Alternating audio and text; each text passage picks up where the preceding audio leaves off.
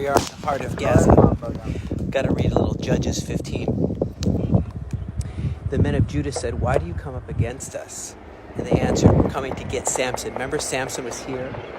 Samson was here in Gaza. I'm here in Gaza right now, so I'm reading about Samson. We've come, they say, to bind up Samson. And when we're come to do with him as he did to us. And 3,000 men of Judah went to the top of the rock Etam and said to Samson, "Don't you know the Philistines are rulers over us? And what is this that you have done to us?" And he said to him, "As they did unto me, so I did to them." And they said unto him, "We are come down to bind you, that we can deliver you into the hand of the Philistines." And Samson says, "Swear to me that you will not fall upon me yourselves." And they said, "No, but we're going to bind you, and we're going to give you, but we're not going to kill you." So they bound him with two new cords, brought him from the rock, and then he came to Lehi, and the Philistines shouted against him and said, "The Spirit of the Lord shouted against him, and the Spirit of the Lord came mightily upon him.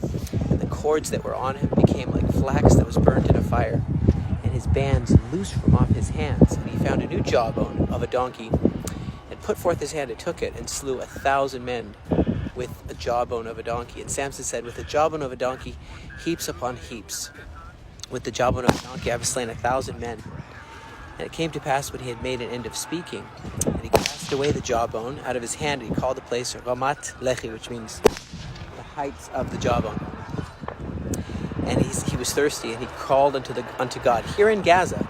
He says, "You've given me this great deliverance into the hand of your servant, and now I die because I'm so thirsty, and I fall into the hand of the uncircumcised." But God clave a hollow place, so God made a little hole in the jaw, and water came out.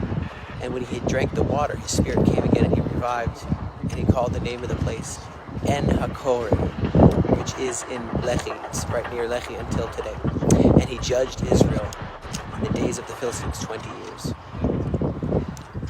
Israel has informed Egypt and others that we are going to launch an operation to take over the Philadelphia corridor very soon. That's the southern border of Gaza, where it borders with Egypt. It's like the main supply system of Hamas, where weapons, rockets, guns, bullets get smuggled into Gaza Strip, and who knows what's smuggled out. Hostages, maybe the kidnappers themselves, senior officials of Hamas can be smuggled to and fro, and taking over the Philadelphia corridor would be a real tipping point move, and we are about to embark in this now.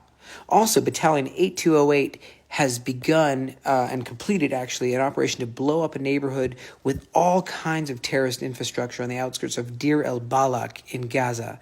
Also, what's going on with the infiltration into settlements, into villages, like the Adora village near Har Hebron, near Hebron, just now on the weekend, and a shooting attack where they tried to engage in a shooting attack. They were killed by Israeli security personnel. One was age 34, and he took them out. He was lightly injured.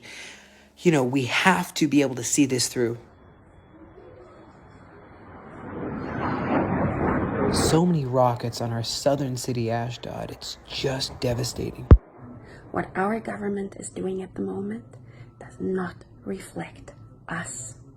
And for that, we ask your forgiveness. We stand with you. We stand with Israel because we stand with the God of Israel. But that's not the only thing. We don't blindly stand with you simply because we are Christian. We stand with you because we know that you are fighting a war against evil, and the evil will not stop until it annihilates you. So you have no choice. You're between a rock and a hard place, and we want to tell you that we see that. We see you.